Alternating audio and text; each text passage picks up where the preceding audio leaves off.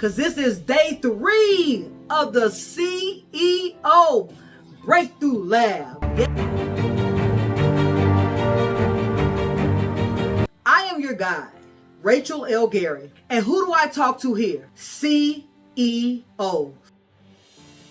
CEO stands for the person that is clear in their actions, empowered by their choices, and owns their direction as the CEO of my life. And this is day 3 of the Breakthrough Lab. And just to recap, what happened in day 1 and 2? And if you missed it, I promise you, you missed some good gems that are going to help you be successful. So let's jump into day 1.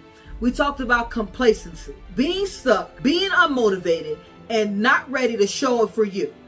That is being complacent in the life in which you're leading, but you want a better life. And the second thing we talked about is being committed. Committed to who? Committed to you and your success. Day 2, we talked about ambitious goals. And that ambition doesn't have to be grandiose. It can be something minute. But if you're willing to take the time to do it, then it's an ambitious goal for you. And we're not living our life for anyone else, only for yourself, with other people in mind. So this is not a selfish type moment. It's a moment of clarity, the C in CEO. And the second thing we talked about was you having your big why. Why do you want the goal? Because if your why is small, that means that you're not ready to play full out for you, full out for your success. And today we are talking about mapping out a goal. I'm going to talk about 5 quick things. 1, formulating your goal. 2, having clarity on your why. 3, what is it that you know and what is it you need to know? And 4, the tools that are going to keep you from having distractions. And finally, how to map all of those things out so success is your destination. And you know what I'm going to do? I'm diving right in. Let's start. When you are formulating your goals, you're ready. You are inspired. You are like, I'm going to do this. You are motivated to achieve more. But slowly, over time, your inspiration and motivation become complacency. That means that you are okay with where you are. You're no longer aspiring for the next level. So that's why we had to first have the conversation about getting rid of complacency, being committed to your success, having those ambitious goals, and finding that big why. The why that allows you to continue moving forward. The why.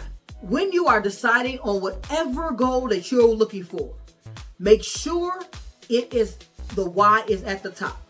Why do you want that goal? Why do you want that item? Why do you want that outcome? You want to make sure that why is big. Because if it's something, I'm big on examples. Yesterday, I used the example of Jordans. There are a lot of people who want to own every pair of Jordan. And as I said, I'm not a Jordan fan myself. I don't wear Jordans. It's just not my thing. Never have. However, I know people who buy Jordans for the purpose of resale. So their why of wanting every pair of Jordans is for the outcome of an investment. So when they are looking in the magazines, on the websites, making deals, talking to people about their Jordans, they have a bigger goal in mind. So when somebody says, I don't have them, or you arrive too late for that model, they keep persevering. They continue going forward because their why is bigger than just buying and wearing a pair of Jordans. Their why is that this is an investment. I have a friend who sold a pair of Jordans I don't want to lie. I don't remember what year. I don't even remember what version. I just found out recently that the same shoe has different versions. He sold that pair of shoes for $10,000.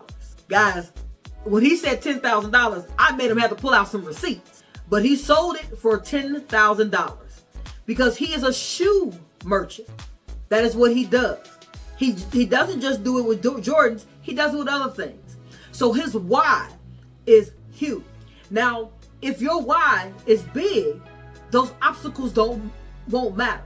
You'll find a way. So let's get to when you're mapping out your goal from your why. So you're going to have to visualize when you're writing this down. And if you have a moment, grab a pen and paper because you're going to need it for this portion. So for when you're writing your goal down, you want to write your goal down and you want to determine if your goal is, if you have the information within you already. So when you first write your why down, you're going to break that why into how much information you know about the why. So you're going to break it down to buckets of what you know and what you need to know. And when you do that, it allows you to start with the stuff you don't know, mapping out how you're going to learn that information. And when you're mapping this out, you're mapping it out in forms of, hey, my why is I want a new house. What I know about houses is that in the market, I want a 3-bedroom, 2-bath house. I know specifically what neighborhood I want it in. What I don't know is how much house I can afford, how much, in what areas are the best schools. This is information you don't know, but you know your big why is you want a house. So the stuff that you don't know, that's the first things that you work on. What you don't know. There's things you don't know because you want to do it when you're still motivated, when you're still inspired. And as you make progress, it will keep you on the same path. So the two things you didn't know is how much house you could afford. So you want to find out how much house you can afford before you start looking.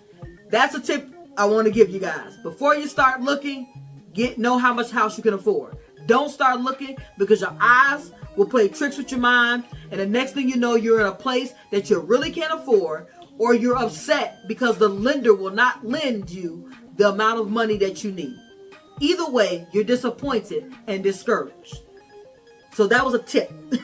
And remember, guys, I am a real estate investor. That's what I do other than be in leadership. That is my investment vehicle. So back to the thing at hand. So with that information, you want to have a conversation with a lender. You want to research lenders. And when you research the lenders, get your social security number, they pull your credit, they get all your bank statements, they get all the tools they need to give you an honest answer. Remember that it's an honest answer. So then you have now, that's one more thing that now moves to what you do know. It's a win. Small incremental wins. So instead of just saying that you're winning, what I did was we took the things that on the side you didn't know, and we start plugging away and getting that information. So you put that in the bucket of what you do know to allow you to move closer to your why. And as you start getting all the information that you didn't know, you'll realize that there's some things that you didn't even know you needed to know. And then all those things go into the bucket of things you need to know. And once you get everything that you need to know, to be able to reach your why, you've gotten your big why, you have the information that you need, and now you're going to start moving in action. You're acting on the information that you have. You know what type of bedrooms how many bedrooms you want. You know what neighborhood you want to live in. You know the school system in the neighborhood. You've gotten information from the lender. You found your realtor. You are now searching. You want to be clear. Clarity. When you're clear, you're able to give a realtor your exact preferences. It allows the realtor to know exactly what you want. you're empowering the realtor to help you be successful. So let's take this back a step. Why did we have our what? We had our why. We figured out the two buckets that we had, the things we knew and the things we needed to know. As we got the information from the things we needed to know, and it became what we needed to know, we started moving forward. And with us having the information, we had clarity, and we could have conversations with other people, help us be successful. All of this is how you are successfully mapping out your goals and how you're successfully getting assistance. Because along the way, you will need help. And it's not help of a mentor or coach, even though as you guys know, I am a coach. It's about understanding what the process needs to be for your success. Now, the process isn't difficult, but it takes your diligence. So the one thing that I left out the first time was you need to be able to prepare your mind for obstacles. There's going to be some challenges. When you're preparing yourself, you're giving yourself self-care, setting boundaries around what you're trying to do.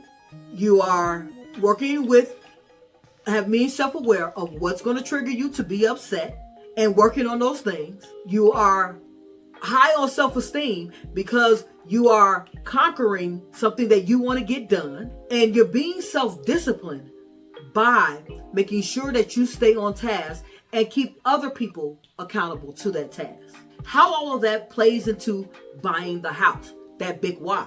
When you are looking at this house, you're going to have moments where you see something, because even though we say we're going to get a realtor, what do? We go on Zillow, we go on Redfin, we go on Trillia, we go on all of these websites just to give the list to the realtor. Hey, these are the ones I want to go look at, which means we circumvented the process of getting the knowledgeable assistance, because that's what the realtor is. They're knowledgeable. So the part that you want to stay in your circle of influence, what you know, and allow the people who are giving you assistance to give you the information that you need. So once you gave them a clear plan that you wanted to live in this school district, in this neighborhood, and you have this amount of money, this is how many bedrooms and baths you want a yard, you want a place for your dog, you want it to be walkable at whatever percentage. You gave them instructions. Let's say they don't find the house of your dreams, that 3-bed, 3 baths on a double lot with a front yard and a backyard that's 98% walkable for $250,000. I'm just saying, these are real numbers, real life, and what really happens. You emotionally become drained because you didn't get what you wanted. That's about preparing yourself ahead of time. You prepare yourself that anything can happen, and if anything does happen, you're already ready. That's why you're working on the self-care, the self-discipline, the self-esteem, and being self-aware. So you can be able to, whatever comes your way, be prepared. And it doesn't mean that you want the bad things to happen, but you're ready for when they do. So if you're prepared, when the realtor comes back to you and says, I can't find the specific house that you're looking for with the specific criteria that you came with, I can get you these things, but so which are your must-haves and which are your negotiables? Because that's what a realtor's going to say. I'm a realtor that does not sell houses. But I say at the end of the day, it goes to that these are the information that's going to come back to you. You have to be prepared that you might not get what you wanted completely, but what is negotiable, what is non-negotiable. When you give that information to the realtor knows that, hey, don't show them this, don't show them this, don't show them this. And you're holding your realtor accountable to your to-dos. So I just picked houses out of this, but this works with anything. A car, a job, anything. If you want a position at a company and you're looking to be promoted, that's your big why. What do you know about the job? What don't you know about the job? Prepare yourself mentally. Give yourself the courage to ask for the position. Give yourself the discipline to stay on task. give yourself the boundaries to make sure that you are keeping yourself aligned with your goals, being aware of what things that you need to work on. And when your boss says no, you're already prepared to, okay, there might be some more things to work on. It works in no matter what scenario you use. The tools are the same. Understand your why. Get what you do know and don't know. Prepare yourself for whatever's going to come your way. Have clarity in what you want to do moving forward. Empower other people to help you. And own the direction of your success. That's the roadmap, guys. Now, if you want to know more about the roadmap, I want to let you guys know how you can work with me. I am a coach and a mentor that is very much branded in leadership and growth, mainly focused on people reaching their goals. And doing that, I offer a coaching program with mentorship, with monthly one-on-ones where we check in. My group mentorship comes with other people who are holding each other accountable. Accountable to what? Accountable to your success. So the first step, before we can ever get to a paid program with me, is to join the 7-day challenge. Everyone wants to know why the 7-day challenge. I want to know if you're committed to you. Can you imagine being a coach who has mentees that have paid for a program that don't show up? Yes, I have mentees that don't show up for the mentorship. They pay month after month, but don't come to the mentorship. So I revised how I offered it. 7-day challenge. Take it. It's an easy 7-day challenge. You are doing 3 quick tasks, less than 30-minute tasks for 7 days at a specific time. You're committed and consistent to your success. If after that point, you're like, okay, I'm ready for the mentorship. We then have a conversation where I give you a packet and make sure there is not an easy way to just buy the course. There's not an easy way to just work with me, because I am looking for success for you. I'm looking to provide you real life experiences with a straight, no chaser a conversation where I'm going to be 100% honest. I'm going to talk to you. We're going to have a discussion, and we're going to formulate a plan together. A plan that I'm going to hold you accountable to. I'll say this.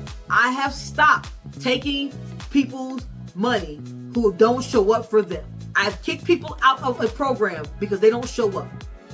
I don't want the money. I want your success.